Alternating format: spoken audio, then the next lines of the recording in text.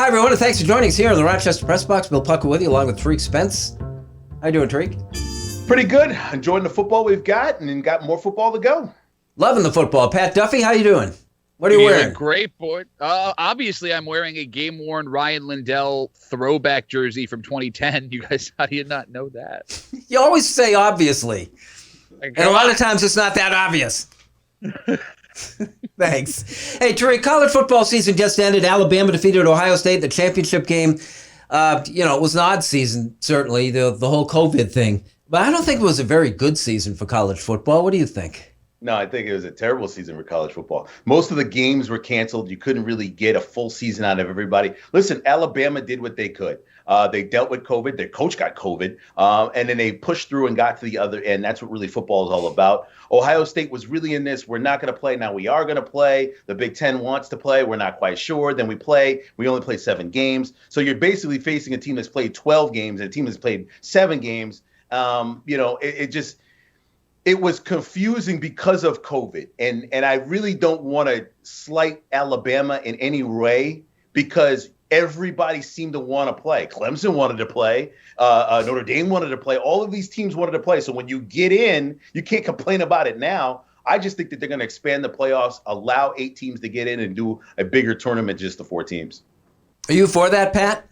Well, no, I don't get it. Like, if you watched Alabama beat, which was the second best team in the country in Ohio State, right? Like, they took it to Clemson. If you add 8 teams, you're just going to have a bunch of slaughters in the first couple of rounds. Like, what?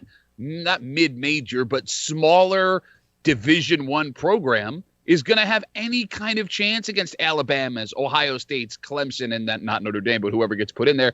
I think you're delaying the inevitable of finding those 4 teams anyway. And on top of that, you add 8. Well, then 9 and 10 are going to get upset that they weren't included. 11 and 12 are going to get upset that they weren't included. Until you have a 162-team playoff, nobody's going to be happy. I think it was Joel Klatt's idea. This wasn't my favorite. And it put an interesting spin, I thought, on expanding the NCAA tournament. He was always in favor of keeping it at 4 to keep the integrity of the regular season. But now he's in favor of 8. He says because what's happened with the 4 teams is that it's just 4 teams, and it's pushed all the good players towards a much smaller number of schools, which is why Alabama, Clemson, and Ohio State are there every year, Oklahoma too, and are going to be there every year. He says if you expanded the tournament, eventually the high school football players, the great high school football players who are coming out of college are going to have more options to succeed, because right now there's only 4 teams that matter. He says if you made that 8 teams, you're gonna distribute the talent a little more, and you might have a better tournament. Tariq? I like that. I'll tell you what, I'll split you right down to half, have playing games. So you have these smaller schools play one another, get to that level. You have your top-ranked 4 teams, and maybe they play a team that played in a play-in game to earn the right to take on a Clemson and get slaughtered, like Duffy said. Like, you've got to create something where you're going to always – Duffy's right. You're always going to have somebody that's like, well, I was the 5th team, or I was the 6th team, and I was the 7th team, I was the 8th team, I was the 9th team, I was the 10th. And it's never going to end. So why not just create some sort of format where you have playing games where, okay, you want to face Alabama, beat this other team that believes they should be in, and then you'll face Alabama, and then you'll get slaughtered, and then we'll have the same results. Yeah, I mean, I don't hate that idea, but going back to your original point, Bill, I don't know how much these kids coming out of high school care about national championships. I mean, these kids are now recruited from 7th, 8th grade. They want to be NFL football players. I don't think these kids go to Ohio State and Alabama and Clemson to make a national championship. I think they go there for the recognition so they can be 1st, 2nd, 3rd round NFL picks. And you're seeing that there are kids coming from other schools. I think it does come down to coaching. I think Ryan Day did a great job. I hate Dable Sweeney, but, I mean, the guy knows how to coach. Same with Saban. I don't think adding those extra teams does anything to dissuade players from going anywhere but where they're going. Yeah, I still think there's been a push to the top because, like, Alabama's projected to have 5 first-round draft picks in the NFL in the upcoming draft. And the ratings for this game were bad. It seems to me they got to do something and maybe expanding the tournament to a little bit, try it.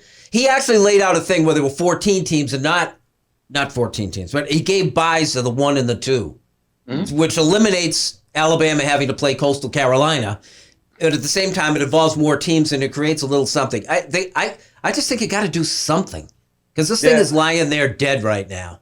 I mean, the ratings are down because basically there are a lot of people that were basically, I want to see college football played. And then when their team was out of it, they weren't interested in anymore in seeing Alabama win a national championship. But I will go back to the fact that this was a COVID year. It's a different year. I think we should just leave it the way it is. They are champions, just like the Lakers are the champions, just like the Dodgers are the champions. They are the champions given the circumstances, and just honor that and move forward. We're at the Rochester Press Box talking Buffalo Bills next.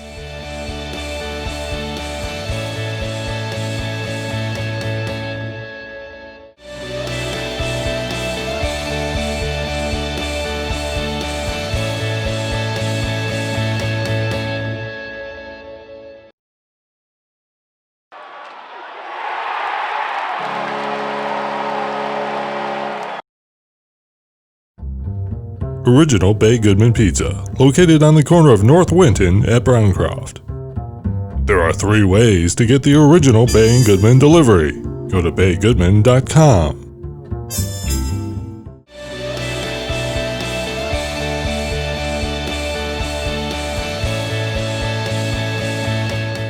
Hey, welcome back. Thanks for joining us here on the Rochester Press Box Buffalo Bills segment. Pat Duffy. Look, we had fans back in the stands again for the Buffalo Bills. This thing seems to be working. It seems to me it's almost a model program for that half step it takes to getting people back to doing things again. Yeah, I mean, it's an interesting idea. Like, it's great, for morale around and for the Bills having fans in the stands that it's there. And from everyone I heard from, on the show this week and my friends that were able to go to the game, there weren't really any incidents. Everything was fantastic and the Bills were great about doing it. I guess my only hang up on the whole thing is where you're putting your resources with everything going on right now, right? Because you have Wednesday, Thursday testing in the parking lot. That takes a whole bunch of people that need to get paid. You have a whole bunch of first responders, police officers, ambulance workers that are there at the stadium getting paid. Like, what it took to put this event on. And look, it's a marquee event. I get it. I'm a diehard Bills fan. It's awesome.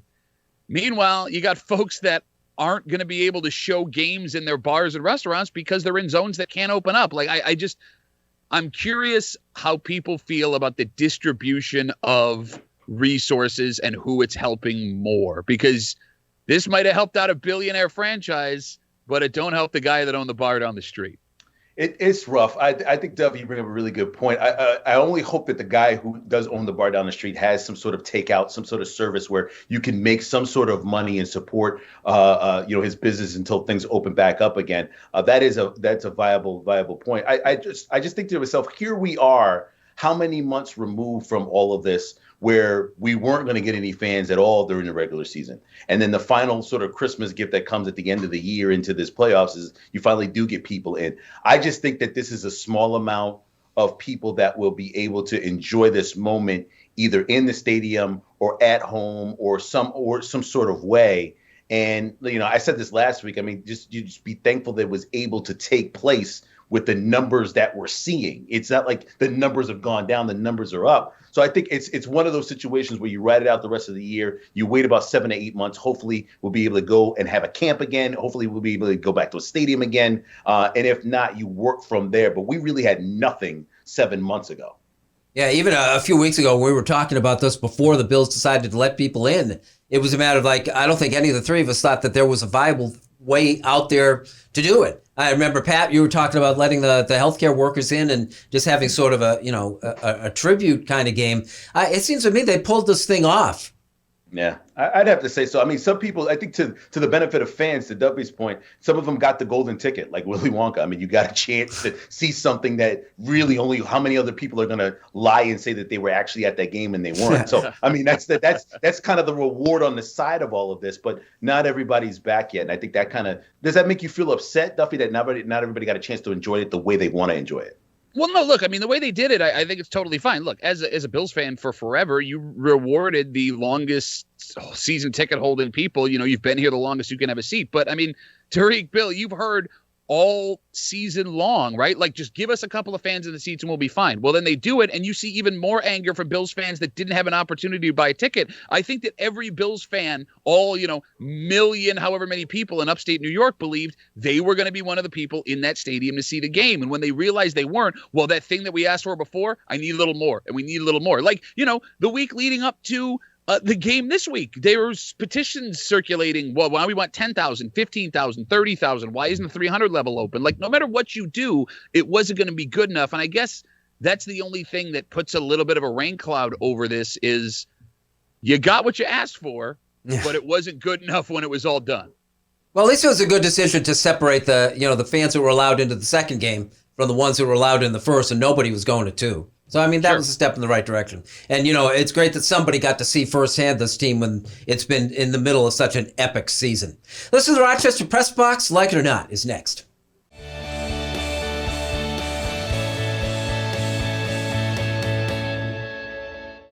Here's the Press Box trivia question, brought to you by Market View Liquor, where exceptional customer service meets an extensive selection. Jefferson Road at 390.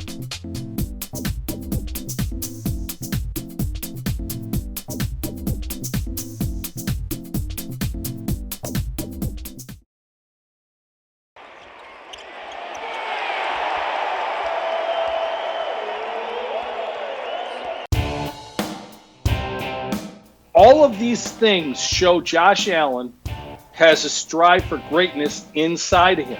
Falcon Around with Carl Falk. New episodes every Tuesday on Rock Sports Now. Here's the Press Box trivia answer, brought to you by Market View Liquor, where exceptional customer service meets an extensive selection. Jefferson Road at 390.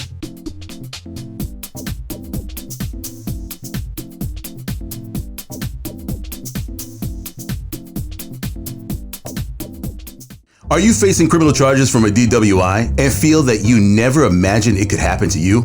Contact attorneys with years of experience as prosecutors and defenders. Contact Ganguly Brothers Law today for a free consultation. You can put your trust in us. Hello, everyone, and welcome back. This is the Rochester Press Box, the segment of the Press Box, Like It or Not, brought to you by Ganguly Brothers Law Firm. Attorneys with years of experience defending the accused. Don't go unprepared. Contact Ganguly Brothers Law today. Like it or not, Tariq, your New York Mets got Francisco Lindor. Woo! I can't wait till spring training starts. I don't care if I'm in the stadium or not. I can't wait to stream all the games. It's going to be fun. Listen, this is the biggest trade for the Mets organization in such a long time. I mean, I know a lot of people are saying to themselves, what about Cespedes? That was nice. This might be up there with Piazza. Like, this might be in that category. And Lindor is loving it. There's a great video on Instagram where he talks to a young kid named Carmelo. He hasn't even played for the team yet, and the kid is lighting up that he's in New York. There's an energy that's going on in New York with the Mets, with the new ownership, with the feeling of a youth movement going by. DeGrom in his prime right now. Hopefully there'll be another transaction here and there. I could go either Bauer or Springer, or, dare I say it, Yankee fans, DJ LeMahieu. If he hasn't been signed yet, whoo, Nelly. Oh, man, I love my Mets this year. Yeah, it's just like, you sound like Steinbrenner. This is the old George Steinbrenner method of operating a baseball team. Hey, you proud of that? Hey, no risk it, no biscuit. That's the way you got to go for it. So let's go get it. Let's go get it, Mets fans. Still, as the socialist that I am as far as baseball goes, this is a moving of a lot of money from a smaller market team, Cleveland, into New York, Pat, which I don't think generally is a great thing to have happen on a regular basis. Yeah, but I mean, let's be real, man. Tariq can be excited. This is great. Good for him. But let's check out the history of billionaire crazy people buying sports franchises and spending all of the money up front. Daniel Snyder, excuse me. Look, there's no guarantee that this is going to work. This could be a massive embarrassment. And Bill, to your point, if it is, this guy's going to learn his lesson really, really quick. Pat, like it or not, Doug Pederson lost his job with the Philadelphia Eagles. I feel terrible for Doug Pederson because mark my words, I have no information on this, but I know it's a fact because it's in my brain. Doug Pederson did not do what he did the last game of that season on his own. He was told by management to do what he did, or at least he had a discussion with it. And when it went over like a lead balloon, they turned tail and they ran away from Doug Pederson. Look, you can argue that he should have been fired for the coaching job he did during the regular season, handling Wentz, handling Jalen Hurts, the wide receiver situation that they found themselves in. But he was given, as far as we were reports, that he was given a vote of confidence going into the last game of the season. There is no way a head coach who also played in the NFL at one point, who knows his players, would have done what he did if he wasn't told to do it. And it's cowardly that the Eagles front office blew him out without coming forward and saying, we were the ones that thought this would be a good idea. No organization does that, Duffy. You know that. If there's always a fall guy in every sort of situation. Well, we weren't sure about Pederson, then we found out the truth. We investigated it, blah, blah, blah, blah, blah. This makes perfect sense to me. He went out there, he did it, he was instructed to do it, and now he's the fall guy. Guess what? You're out of a toxic situation. You don't have to deal with Wentz. You don't have to deal with Hurts. You don't have to try to win another Super Bowl, even though they were lucky to win the first one. You're good to go and go work someplace else.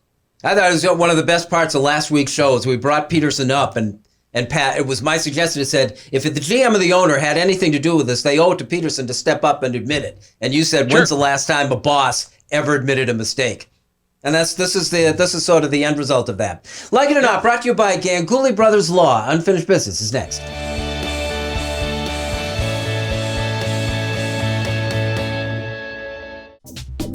The Press Box Stat of the Week is being brought to you by McArdle's Restaurant in Fairport. McArdle's is open 7 days a week with dining available indoors and out, takeout and delivery. Come home to McArdle's.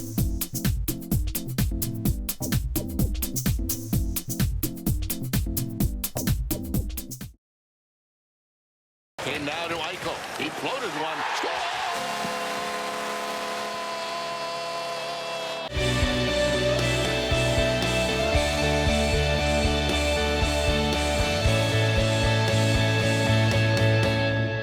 Welcome back to the Rochester Press Box. Time for Unfinished Business. Pat Duffy, start us off. Hockey is back, baby. Professional hockey. We got to see the Buffalo Sabres skate for the first time this week since March, and it was wonderful to have them back on the ice for legitimate games that counted. But we're kind of in a weird situation. The Sabres have a pretty good roster going into a season in which they're going to have to play in a crazy realigned division, right? You've got Taylor Hall and Eric Stahl on this roster, middle and wing, top two lines. And you're kind of in a catch-22. Because if the Sabres do really well, it's probably going to be because of those two guys on the roster. You've only got them under contract for 1 year. So you can take a step forward as a franchise, and it might not mean anything. Yet if things don't go well for the Sabres this year, look, Jack Eichel is in now his 6th season in Buffalo. We hear the stories about frustration. We see the look on his face when he's on the ice. And if you make the commitment that the Sabres did to this team with the free agency, and that doesn't go well this season, we might be looking at a situation, and cover your ears, Sabres fans, where Jack don't want to be here much longer. And all he has to say is, I'm not coming, and they might be forced to do something. So obviously I want the Sabres to play well, and I want to see them take a step forward. But if they do, what does it mean? For the NFL quarterbacks, there is no league basically for old quarterbacks anymore. Something dawned on me watching the Browns game and the Steelers game on Sunday night. It wasn't so much the stunning way that the Browns took over the game and dominated from literally the first snap of the Steelers. It was the way Big Ben's face and expressions were on the field, almost as if I can't believe this is going to be my last game. Now, listen, between now and when this airs or any time after that, if Ben Roethlisberger retires, that's on Ben, and I wish him the best of luck going forward. But then you look at Phillip Rivers in the game they played against the Buffalo Bills, and then you look at Russell Wilson, and then you look at the fact that we're going to get a matchup this weekend involving two old quarterbacks and Tom Brady and Drew Brees. Drew Brees is halfway out the door. Aaron Rodgers might be the last one standing, and he's already taking a job to possibly host Jeopardy as a guest host. A number of these players are basically on their way out, which makes me believe that teams like Buffalo, with Josh Allen and the young quarterback movement going forward, are the next elite players. I'm excited to see this transition from older quarterback to younger quarterback. But if you're a franchise right now and you've got an aging quarterback, you need a decision that you need to make this upcoming draft. And you need to make it quickly. You gotta love the term Banana Republic, a collection of unnamed nations in the middle of a tropical nowhere that can't get their collective acts together. Last week, a mob of anarchists, morons, and conspiracy theorists turned us into one. Minus the tropics, of course. That they try to drag us all down to their level is a real crime. But there is hope. Last weekend, many of us parked in front of our TV sets and watched 20-plus hours of a football marathon because we wanted to and because we could. All is not lost. The clowns are being rounded up, and we're watching football without guilt. There are still perks to living in this country. In all seriousness, this is one. Literally, it means more than meets the eye. That's Unfinished Business, and that is our show, guys. Thank you very much. Oh, my goodness. I just hope they're able to play NBA games. I do not want a COVID situation there with the NFL season coming to an end. Yeah, I'm really excited to watch Kevin Durant play 12 games in a whole season this year. That's exciting. With or without Kyrie Irving. We'll stay tuned on that. Yeah. Hey, thank you all for joining us, and we'll see you next week with the Rochester Press Box.